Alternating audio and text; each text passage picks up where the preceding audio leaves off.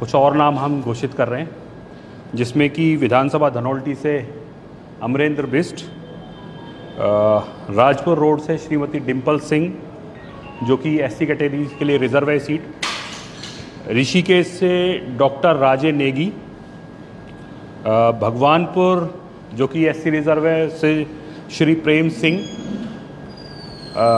मंगलौर से श्री नवनीत राठी, कपकोट विधानसभा से जो हमारे कार्यकारी अध्यक्ष हैं श्री भूपेश उपाध्याय, विधानसभा चंपावत से श्री मदन मेहर और नानक मत्था जो एसटी कम्युनिटी के लिए रिजर्व है उस सीट से श्रीमती सुनीता राणा। तो आज ये 8 विधानसभा प्रभारियों की नियुक्ति और हम कर रहे हैं, जो कि अपनी विधानसभा का प्रभार देखेंगे। जो इनके रिस्पेक्टिव जो पद हैं वो तो बने ही रहेंगे, लेकिन साथ ही साथ ये विधानसभा का भी काम देखेंगे। तो ये लिस्ट आज हम रिलीज़ कर रहे हैं।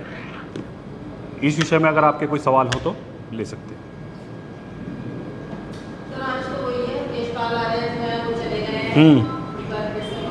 देखिए, मेरे को लगता है कि अभी तक प्रदेश की जनता को ये समझ में नहीं आ रहा कि भारतीय जनता पार्टी कहाँ है और कांग्रेस कहाँ है।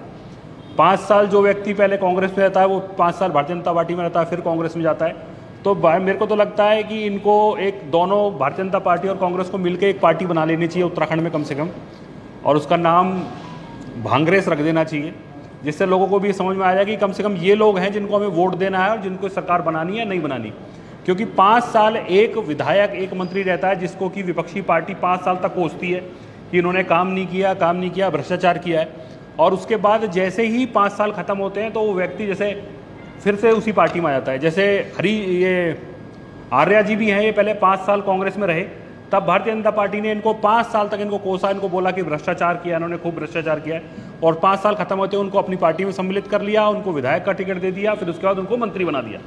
अब 5 साल तक वो मंत्री रहे भारतीय जनता पार्टी सरकार में, अब उसके बाद 5 साल खत्म हुए तो फिर वो कांग्रेस में जा रहे हैं, और जिस कांग्रेस ने 5 साल उनको कोसा कि भाई इन्होंने काम नहीं किया है, भ्रष्टाचार किया है, अब वो उनको विधायक का टिकट भी देगी और फिर उनको चुनाव लड़ने के लिए भी कहेगी। तो मेरे को ये समझ में नहीं आ रहा कि ये भारतीय जनता पार्टी और कांग्रेस अलग अलग कहाँ हैं।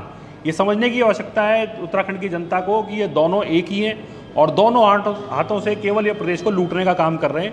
इनकी कोई आइडियोलॉजी नहीं है, कोई इनका विकास के लिए मॉडल नहीं है, कोई ब्लूप्रिंट नहीं है उत्तराखंड के लिए, केवल लोगों की अदला बदली का खेल ये जारी है।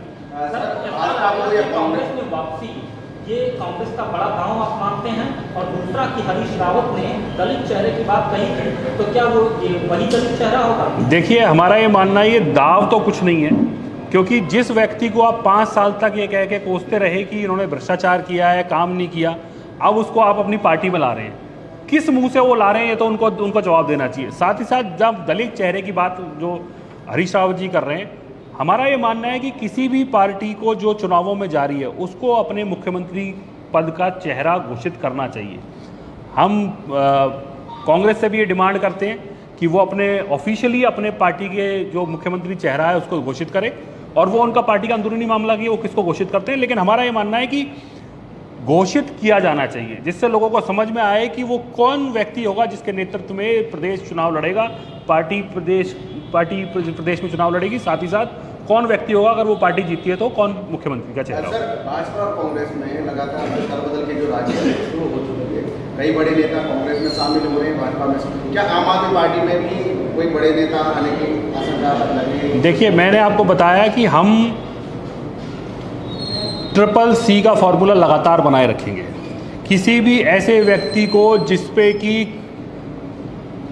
कम्युनल, करप्ट या क्रिमिनल चार्जेस होंगे, उसको आम आदमी पार्टी में हम स्थान नहीं देंगे।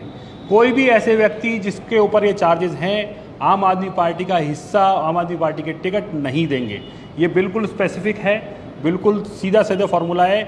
ऐसा नहीं हो सकता कि जिस व्यक्ति को हम 5 टाइम बोल रहे हैं कि भाई ये भ्रष्ट है, इसने भ्रष्टाचार किया, और वो आम आदमी पार्टी में आते ही दूध का धुला हो जाए और साफ हो जाए, ऐसा नहीं हो सकता।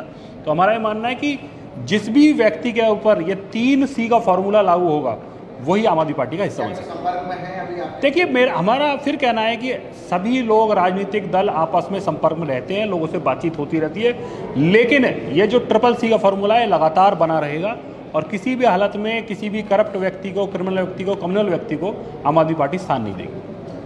मुख्यमंत्री जी के 100 दिन पूरे हो चुके हैं, किस तरह देखते हैं? देखिए, मेरे को लगता है कि उनके लिए तो सबसे अच्छा नारा ये है कि 100 दिन 100 पार, 100 पार पेट्रोल, 100 पार, 100 दिन 800 पार, सिलेंडर 800 पार। तो महंगाई को, भ्रष्टाचार को रोकने में ये पूरी तरह से 100 दिन में असफल रहे हैं। 100 दिन के उपलब्धि के नाम पर ये जीरो हैं। हम इनको लगातार चुनौती दे रहे हैं कि पिछले 5 साल के कार्यकाल में ये 5 काम गिना दें जो उन्होंने इस प्रदेश की जनता के लिए किए, प्रदेश के भले के लिए किए। ये 5 काम गिनाने की स्थिति में नहीं है। केवल मुख्यमंत्रियों को बदल के, मुख्यमंत्री का चेहरा बदल के ये लोगों के बीच में जाना चाहते हैं। लेकिन फिर हमारा ये मानना है कि जब भी ये 5 साल के बाद वोट मांगने आए, जनता से भी हम अपील करते हैं कि इन लोगों से 5 साल का हिसाब लिया जाना चाहिए कि 5 साल में इन्होंने इस प्रदेश के लिए, इस प्रदेश की जनता के लिए क्या किया है। और भारतीय जनता पार्टी को भी ये चुनौती है कि वो अपने काम का हिसाब लेके जनता के बीच में जाएं कि भाई हमने इतना काम किया और इस काम के आधार पर वोट दें।